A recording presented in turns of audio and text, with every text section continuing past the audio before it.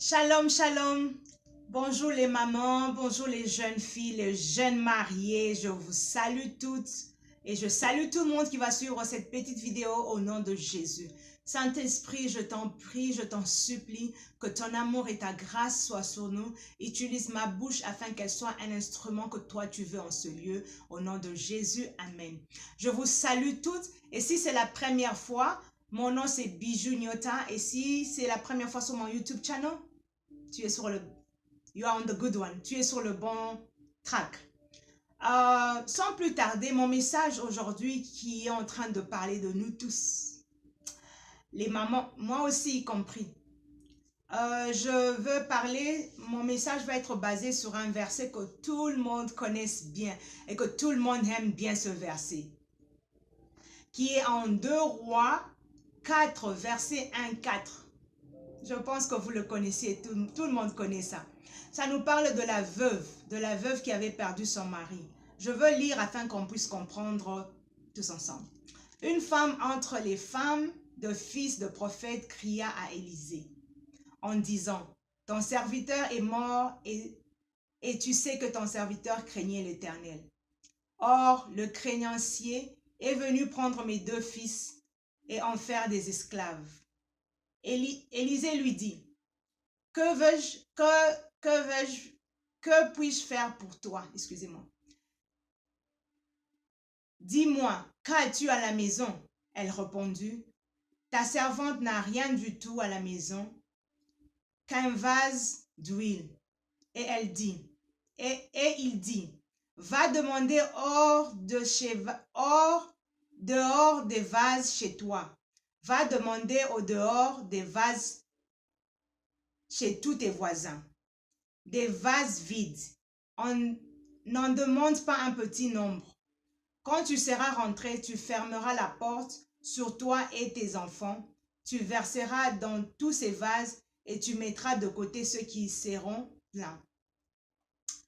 Voilà la parole de Dieu. Et mon message est vraiment basé sur ça. Les mamans, mes bien-aimés. Ce message veut nous dire quelque chose. Quand on parle à nos maris, comment on parle à nos maris, comment on parle à notre voisinage, comment on parle aux enfants.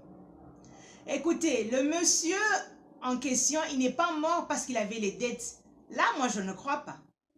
Ah, parce que même moi, j'ai des dettes, mais je ne suis pas morte, je travaille en payant ça. Ce n'est pas les dettes qui va te faire mourir vraiment. Oui, je sais qu'il y a des gens qui prennent leur vie à cause de ça. Mais tu peux travailler et en payer. Donc, cela veut dire quoi? La femme cria sur le prophète Élisée.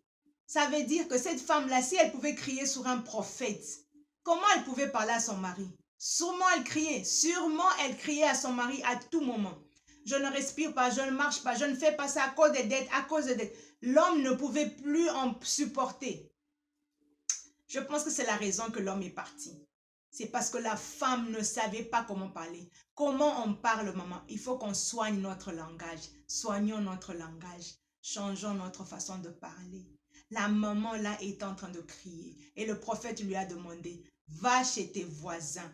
Écoutez, le prophète pouvait lui dire, va chez tes voisines qui sont des copines. Non, il a dit, va chez tes voisins. Cela veut dire tout le monde y compris. Les papas, les enfants, les oncles, tout le monde ne pouvait pas la supporter parce que tellement qu'elle criait et elle parlait d'une façon que personne ne pouvait supporter.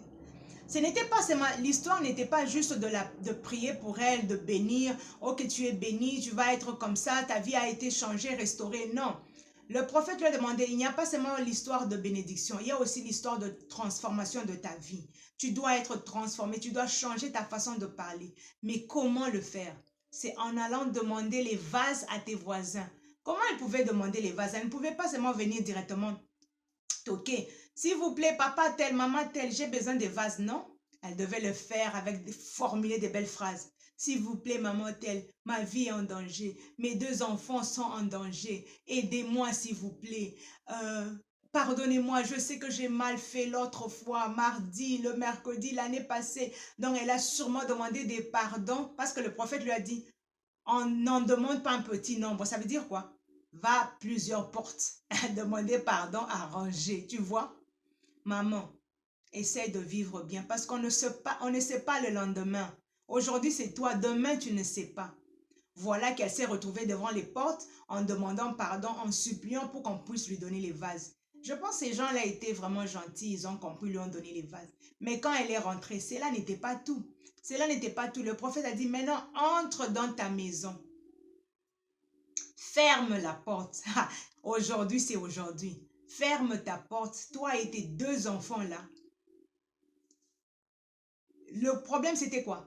Donc, elle avait encore un autre problème avec ses enfants. Comment est-ce qu'on parle à nos enfants, maman? Comment est-ce qu'on traite nos jeunes filles?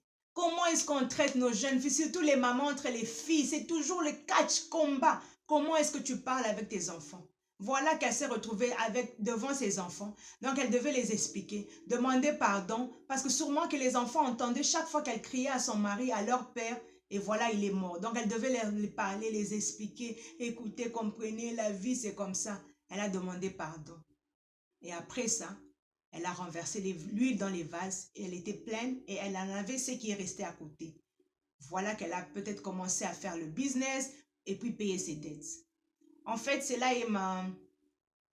a été mon message basé sur ce verset. Mais je veux juste nous conseiller. Changeons notre façon de parler. Changeons notre façon de vivre avec notre voisinage. Changeons notre façon de vivre avec qui que ce soit qui est dans notre vie parce qu'on ne sait pas le lendemain. Maman, écoutons. S'il y a une petite voix qui nous dit là-dedans, au-dedans de nous, tu as mal fait, tu as mal agi, tu as haussé la voix, tu ne t'es pas bien comporté. Vas-y, va demander pardon. En tant que chrétienne, hein, surtout qu'on est chrétienne, maman, demande pardon.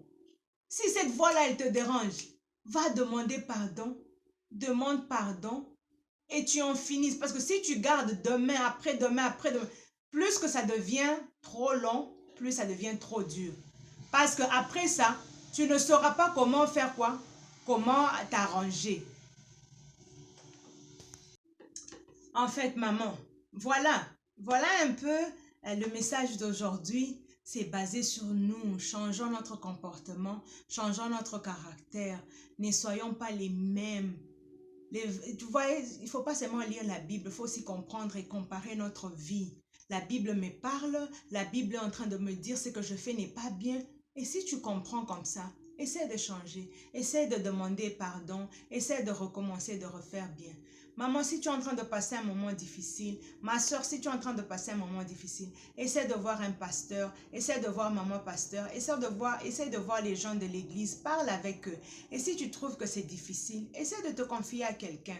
Et si tu veux nous en parler et si tu veux bien qu'on puisse t'aider, tu peux nous contacter sur notre YouTube channel ou tu peux bien m'appeler directement et on va faire un suivi. Écoutez, la vie, il faut toujours la prendre au sérieux parce qu'on ne sait pas le lendemain. Surtout quand on a des enfants à côté de nous, surtout quand on a des responsabilités. Il ne faut pas jouer avec ça. Donc, c'est un peu ça le message d'aujourd'hui. Changeons notre façon de parler, notre langage. Comment est-ce qu'on est avec notre voisinage? Comment est-ce qu'on se comporte avec les enfants, notre mari, les gens qu'on reste avec tous les jours? Changeons notre façon de parler parce que le lendemain, on ne sait pas. En fait, c'est aujourd'hui le message d'aujourd'hui. Je pense que le message d'aujourd'hui a édifié quelqu'un. Et si vraiment vous en voulez plus de ces messages comme ça, faites-moi des commentaires sur mon YouTube, faites-moi des commentaires sur mon WhatsApp ou mon Facebook. Faites-moi savoir qu'est-ce que vous voulez que j'en parle, sur quel sujet que vous voulez qu'on puisse discuter.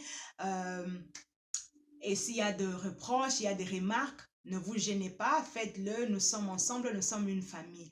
Je vous aime bien, mais n'oubliez pas, Jésus vous aime plus et il vous attend. Il attend que vous ouvriez votre cœur afin qu'il vous transforme et qu'il vous rende plus pur que ce que vous imaginez. Je vous remercie beaucoup et que j'espère que ce message va vous toucher et va édifier. Et partagez-le, hein, ne vous sentez pas gêné. Si vous pensez qu'il y a quelqu'un qui doit écouter ce message, faites-le passer et c'est comme ça on va atteindre le monde en parlant comme ça. Merci beaucoup, c'est votre sœur Bijou, que Dieu vous bénisse, bonne soirée, bonne journée. Cela dépend de l'heure que vous allez suivre ce message.